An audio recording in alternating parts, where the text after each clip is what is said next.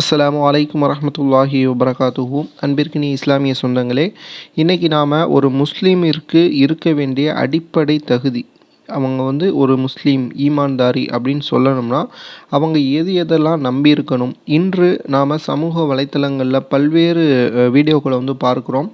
இஸ்லாமிய சகோதரர்கள் வழிகட்டு போகக்கூடிய காட்சிகள், கஞ்சா, அபின், அதேபோல் போதை வஸ்துக்கள் இதெல்லாம் சர்வசாதாரணமாக உபயோகிக்கக்கூடிய ஒரு சூழ்நிலைகளை நம்ம பார்க்குறோம்.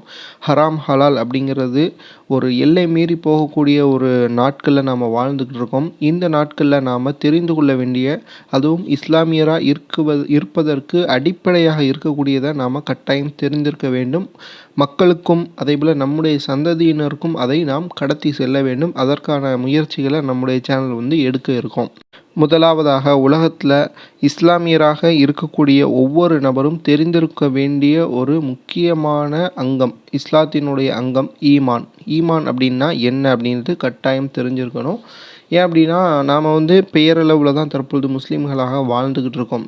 நான் உட்பட அனைவருமே முழுமையான ஒரு சொல்லும் செயலும் இணைந்த ஒரு ஈமான்தாரியாக நாம் இல்லாமல் இருக்கிறோம்.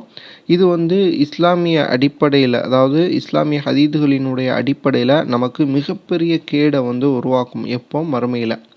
அதாவது ஈமான் அப்படிங்கிறது 6 தூண்கள் மீது நிறுத்தப்பட்டிருக்கு. ஒன்று, அல்லாஹ்வை நம்புவது. அல்லாஹ் தான் எல்லாத்தையுமே படைச்சிருக்கான். இந்த உலகத்தில் இருக்கக்கூடிய அனைத்துமே அல்லாஹ்வை கொண்டு தான் படைக்கப்பட்டிருக்கு. அவன் நினைத்தால் ஆகுக என்ற ஒரே வார்த்தையின் மூலமாக அனைத்தையுமே உருவாக்கக்கூடியவன் அப்படின்ட்டு ஒரு நம்பிக்கையை வைக்க வேண்டும். இது முதலாவது. இரண்டாவது, மலக்குமார்கள் ஒளியால் படைக்கப்பட்டிருக்காங்க. இறைவனால் அல்லாஹ் படைச்சிருக்கான் அப்படிங்கிறத நம்பணும். அவர்கள் இறைவனுக்கு முழுவதுமாக கட்டுப்பட்டவர்களாக இருக்கிறாங்க அப்படிங்கிறத நாம் நம்பணும். இரண்டாவது. மூன்றாவது, வேதங்கள். அல்லாஹ் ஒவ்வொரு சமுதாயத்திற்கும் வேதங்களை வழங்கியிருக்கான். நம்முடைய சமுதாயம் கடைசி சமுதாயமாக நாம் இருக்கிறோம். நம்முடைய சமுதாயத்திற்கு வழங்கியிருக்கக்கூடிய அந்த வேதம் அப்படிங்கிறது திருக்குர்ஆன். அதாவது உலக நாள் முடிவு வரைக்கும் இந்த குர்ஆன் நிலை பெற்று இருக்கும். இதற்கு பாதுகாப்பாக இறைவனே தன்னுடைய பொறுப்பு எடுத்துக்கிட்டான் அப்படிங்கிறது நம்முடைய குர்ஆன்லேயே சொல்லப்பட்டிருக்கு. பாதுகாக்கப்பட்ட வேதமாக இருக்கக்கூடிய இந்த குர்ஆனை முழுவதுமாக நம்பணும். அது மட்டும் அல்லாமல் இதற்கு முன்பு 3 வேதங்கள் உலகத்தில் இறங்கியிருக்கு. அனைத்தையுமே நாம் நம்பணும். அதே நேரத்தில் மற்ற வேதங்களை நாம் படிப்பதற்கு அனுமதி இல்லை. ஏன் அப்படின்னா, அது எல்லாமே மாற்றப்பட்டுருச்சு மக்களால், அதாவது மனிதர்களால் அதில் திருத்தம் செய்யப்பட்டுருச்சு. குர்ஆன் மட்டும்தான் இறைவனால் நேரடியாக பாதுகாக்கப்படும் அப்படிங்கிற ஒரு வாக்குறுதி இருக்குது. அடுத்தது, தூதர்கள் அப்படிங்கிறவங்க இறைவன் ஒவ்வொரு சமுதாயத்திற்கும் ஒவ்வொரு தூதர்களை அவர்களுடைய நல்வழிப்படுத்துவதற்காக அனுப்பிக்கிட்டே இருக்கிறான். இதற்காக தான் நம்முடைய முகமது நபி அவர்களும் அரேபிய சமூகத்திற்கு, அந்த பாலைவன பகுதிக்கு எந்த ஒரு தூதரும் அவர்களிடத்தில் வராத நிலையில் அனுப்பப்பட்டிருந்தாங்க.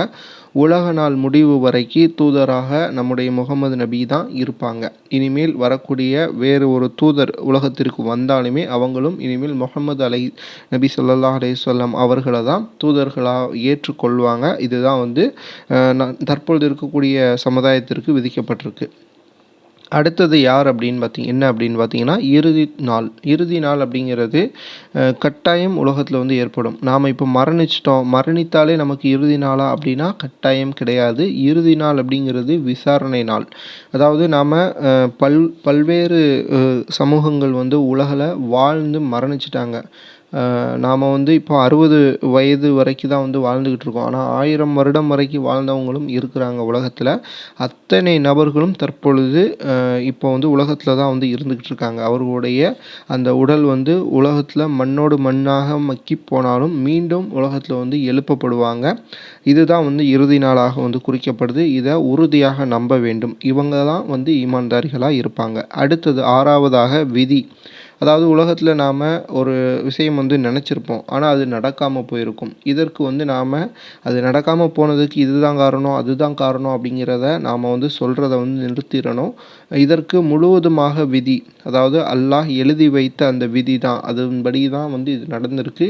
இது நன்மையாக இருந்தாலும் தீமையாக இருந்தாலும் அது அல்லாஹ்வினுடைய புறத்திலிருந்து நமக்கு கொடுக்கப்பட்டது அப்படிங்கிறத முழுமையாக ஏற்றுக்கொள்ள வேண்டும். அவர்கள் மட்டும்தான் இந்த ஈமானோடு இருக்கக்கூடியவர்களாக இருப்பாங்க. அதே போல் நபி ஸல்லல்லாஹு அலைஹி வஸல்லம் அவர்கள் சொல்கிறாங்க, ஈமான் என்பது சொல்லும் செயலும் இணைந்தது அப்படின்ட்டு. அதாவது ஒரு நபர் வந்து இந்த 6 விஷயங்கள நம்புறாரு. ஆனா நம்பிட்டு இதன் பிரகாரம் வந்து அவரு செயல்படல அப்படின்னா, அவர் வந்து முழுமையான ஈமான்தாரியாக ஆக முடியாது. ஒரு முஸ்லீம் அப்படிங்கிற பெயரை மட்டும் வைத்துக்கொண்டு நாம ஈமான்தாரிகளா இருக்கிறோம் அப்படின்ட்டு நம்மளால சொல்ல முடியாது. இதுதான் வந்து நபி ஸல்லல்லாஹு அலைஹி வஸல்லம் அவர்கள் சொல்லும்பொழுது, ஈமான் என்பது சொல்லும் செயலும் இணைந்தது அப்படின்ட்டு வந்து சொல்லியிருக்காங்க.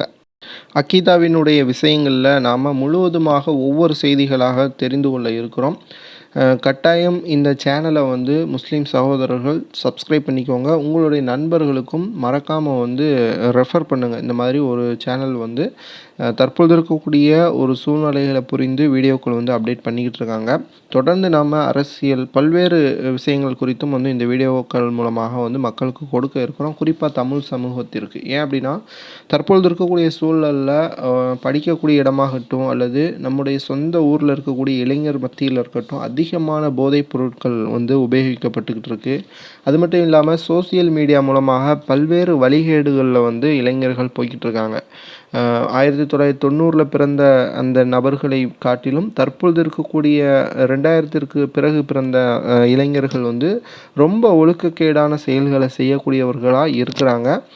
அவர்களுக்கு இந்த அக்கீதா, ஈமான், இஸ்லாம் குறித்த முழுமையான பார்வை இல்லாதது தான் இதற்கான முக்கியமான காரணமா வந்து இருக்கு.